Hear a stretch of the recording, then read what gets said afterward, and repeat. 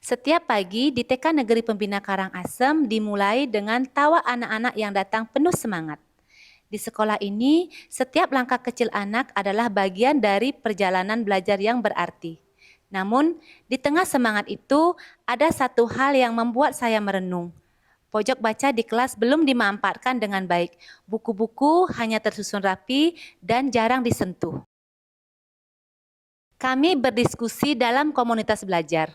Dari hasil refleksi dan rapor pendidikan, kami menyadari bahwa pelibatan orang tua dan budaya literasi masih perlu diperkuat.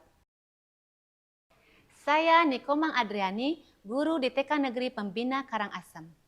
Sebagai bagian dari sekolah yang menerapkan pembelajaran mendalam, saya percaya bahwa literasi bukan tentang bisa membaca huruf, tapi tentang menumbuhkan rasa ingin tahu. Kami mengajak anak-anak menata ulang pojok baca. Mereka menghitung jumlah buku, mengelompokkan berdasarkan warna dan tema, membuat kartu peminjaman buku dengan kreasi anak dan menghias rak bersama. Dari aktivitas ini, literasi dan numerasi tumbuh melalui pengalaman nyata. Weh anak-anak, taman buku ceria kita sudah jadi. Kira-kira kita mau ngapain ya di taman buku ceria kita? Bu Guru, boleh Sita pinjam buku 2? Gak boleh, bolehnya pinjam buku 1. Harus dicatat di bukunya. Aku mau dibacain buku sama ibuku di rumah. Jika mau meminjam buku, dibawa pulang, apa yang harus anak-anak lakukan ya?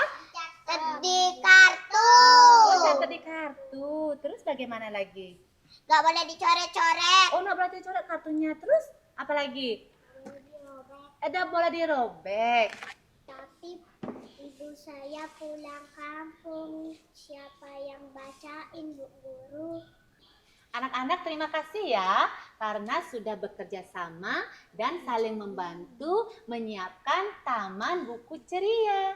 Nah, nanti anak-anak boleh meminjam 1 buku.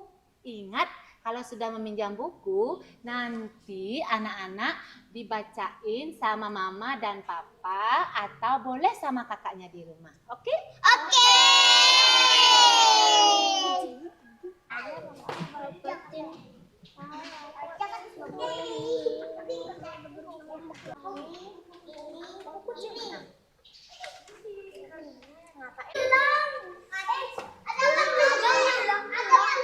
Anak-anak mulai betah membaca.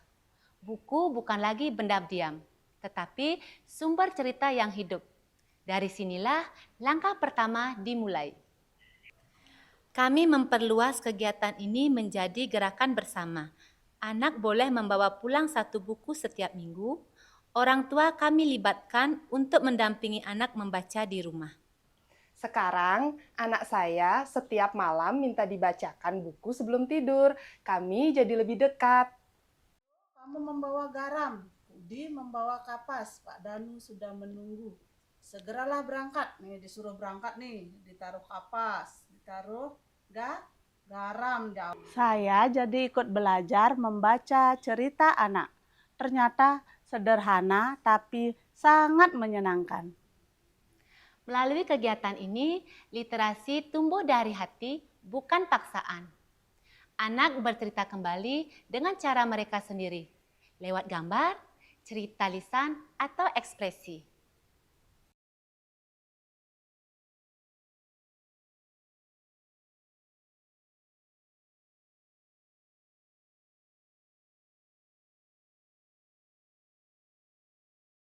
Setiap Senin, anak membawa kembali cerita dari rumah. Mereka bercerita dengan penuh percaya diri, dan teman-temannya mendengarkan. Literasi dan numerasi hidup melalui interaksi sosial. Hai teman-teman. Hai Sita.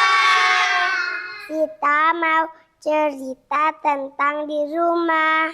Sita diceritain sama mama. Sita diceritain tentang kucing. Kucingnya dia makan, habis itu nggak diberesin, makanannya masih sisa lagi sedikit. Habis itu kucingnya bawa ke kebunnya. Habis itu di kebunnya dibuang. Oh, iya. Terus gimana rumahnya? Kucingnya makan gimana rumahnya? Kotor. Oh kotor. Terus kalau kotor harus diapain ya? Dibersihin. Dibersihin. Anak-anak ada yang punya cerita lain? Ada yang dibacain cerita di rumah kan? Punya cerita lain ya? Ya, nanti kita cerita lagi ya.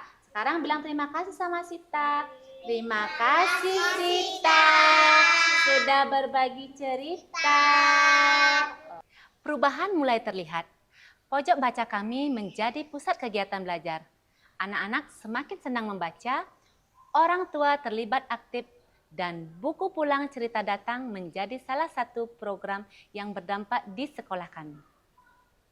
Dengan adanya program buku pulang cerita datang, pojok baca kami menjadi lebih hidup. Kegiatan ini membuat kami sadar, membaca bisa dikemas menyenangkan. Sekarang semua kelas punya kegiatan literasi mingguan. Program buku pulang cerita datang membuat saya menyadari dari satu buku lahir satu cerita. Dari satu cerita tumbuh cinta belajar.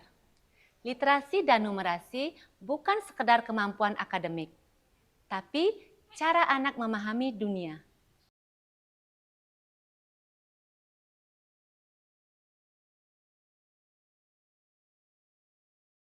Dari TK Negeri Pembina Karangasem, kami akan terus menumbuhkan semangat belajar dengan hati.